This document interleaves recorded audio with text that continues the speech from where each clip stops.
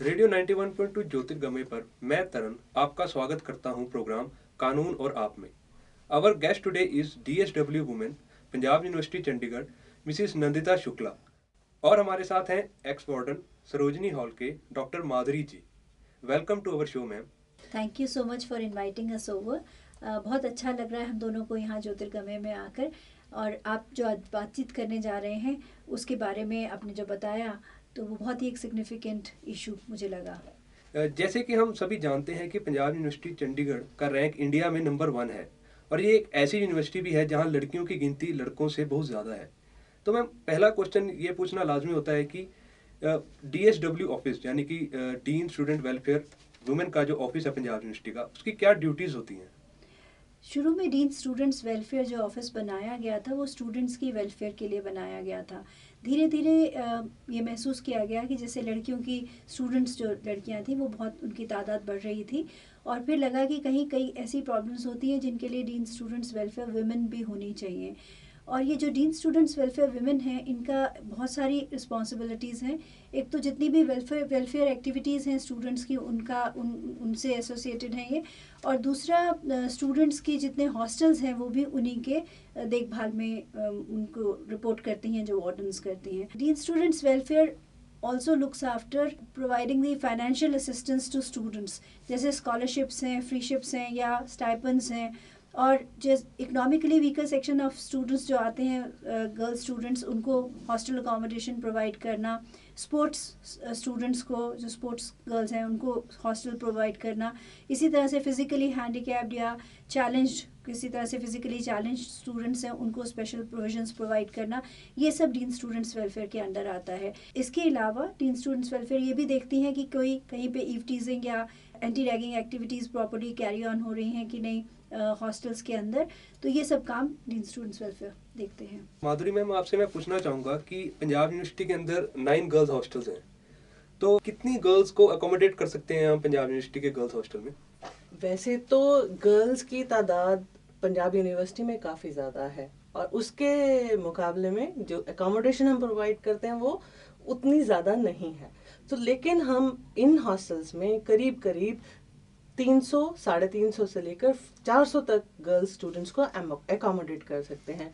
जो हमारे पुराने हॉस्टल्स हैं जैसे हॉस्टल नंबर 1, 2, 3 एंड 4, इनमें शेयरिंग बेसिस पे हम रिसर्च स्कॉलर्स को अलॉटमेंट नहीं करते, तो हमें उनको as per rule registered candidates को हमें उनको सिंगल रूम देना पड़ता है। तो उस बेसिस पे यहाँ थोड़े कम स्टूडेंट्स अकोमोडेट किए जाते हैं as compare to hostel number 5, 6, 7, 8 and now 9 number also. वहाँ चाहे वो रिसर्च स्टूडेंट है, चाहे वो नॉर्मल अंडर ग्रेजुएट या पोस्ट ग्रेजुएट क्लासेस का स्टूडेंट है, उन सबको शेयरिंग बेसिस पे ही रूम्स मिलते हैं। And in addition to this, we also have a working women hostel where we give accommodation to preferably working faculty or working non-teaching staff as well. Okay. जैसे कि ma'am ने बताया कि बहुत सारे हॉस्टल्स हैं और उनके अकोमोडेशन के लिए भी बहुत प्रोविजंस की रखी हैं, लेकिन मैम एक गर्ल्स के स्टे को कंफर्टेबल बनाने के लिए बहुत सारे प्रोग्राम्स या एक्टिविटीज़ होती रहती होंगी, तो आप बता सकते हैं कि कौन सी वो एक्टिविटीज़ हैं जिससे वो गर्ल का एक स्टे जो है बहुत एंजॉयबल हो जाता है या एक बहुत कंफर्टेबल हो जाता है? पहली जो मैं बात एक थोड़ा हटके इससे एक इशू है जिसमें कि बहुत सारे स्टूडेंट्स गर्ल्स स्टूडेंट्स हैं, जैसे 70% हमारी स्टूडेंट्स आज के दिन गर्ल्स हैं जी। कैंपस में। उनको अकोमोडेशन प्रोवाइड करना अपने आप में एक बहुत बड़ा चैलेंज है, क्योंकि इतने स्टूडेंट्स के लिए आज के दिन हमारे पास हॉस्टल्स नहीं हैं। तो उनमें हम मेरिट बेसिस पे हॉस्टल अकोमोडेशन प्रोवाइड करते हैं, या जैसे मैंने कहा कि ईडब्ल्यूएस है या स्पोर्ट्स है या फिज़िकली चैलेंज है, ये सब कैटेगरीज हैं जिनको कि हॉस्टल अकोमोडेशन प्रोवाइड की जाती है। अब ये बच्चे जो आ जाते हैं हमारे पास हॉस्टल्स में, फिर हमें ये देखना होता है कि किस तरह से हम इनको प्रॉपर फूड, क्योंकि सबसे इम्पॉर्टेंट है कि न्यूट्रिशियस फूड हम उनको दें। तो एक डाइटिशियन है जो looks after providing proper meals, कि किस तरह से जो डाइट उनको मिल रही है स्टूडेंट्स को वो न्यूट्रिशियस होनी चाहिए। उसके अलावा जो उनके रहने की जगह है वो क्लीन एनवायरनमेंट होना चाहिए, वॉशरूम्स क्लीन होने चाहिए। सो ये सब फैसिलिटीज़ जो हैं इनको देखा जाता है। और कंफर्टेबल स्टे, जैसा कि when we say it is a home away from home, we try to provide them all the facilities which they would have got in their homes also. So we see to that. In addition to that, we also provide them with a washer-woman facility. We also provide them with a parlor inside the hostel. We provide them with a gym inside the hostel.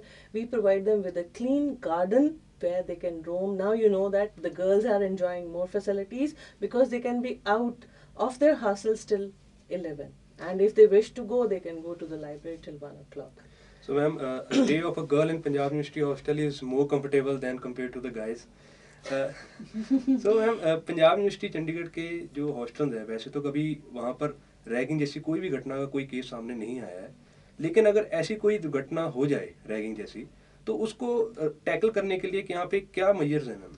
DSW office से तो एक form जाता है जिसमें कि हर student को, हर hosteller को वो फॉर्म भरना होता है और उसमें फॉर्म के अंदर लिखा होता है कि मैं रैगिंग जैसी किसी एक्टिविटी में इन्वॉल्व नहीं होऊंगा। उसके अलावा जहाँ भी आप देखिए स्टूडेंट सेंटर के बाहर, डिपार्टमेंट्स के बाहर, हॉस्टल्स के बाहर सब जगह बोर्ड्स लगे हुए हैं जिनमें लिखा है कि ragging is an offence and also all the punishments are also mentioned on that. Along with that they have also given certain numbers, जैसे कि दोनों DSWs के नंबर्स हैं। डिप्टी रजिस्ट्रार DSW का नंबर है, उसमें चीफ सिक्योरिटी ऑफिसर का number है, एक हेल्पलाइन मेंशन्ड है जो 24/7 काम करती है और इस हेल्पलाइन पे भी कोई भी स्टूडेंट अगर उसे लगता है कि वो कुछ प्रॉब्लम आ रही है किसी तरह की भी, चाहे रैगिंग से रिलेटेड है या कोई और प्रॉब्लम है, तो immediately the student can get in touch. There is a security personnel who will listen to the student and immediately some redressal is provided to the student. In addition to this, we have anti-ragging committees in all the girls' hostels. Okay. They can report to them. They can report directly to the warden because she is the first-hand information has to be reported to her. To the hostel warden. Yes. Okay. And she is available all 24 hours. The hostel phone numbers, they are displayed on the notice board and they can call her up anytime. And even the gate security people, they are there.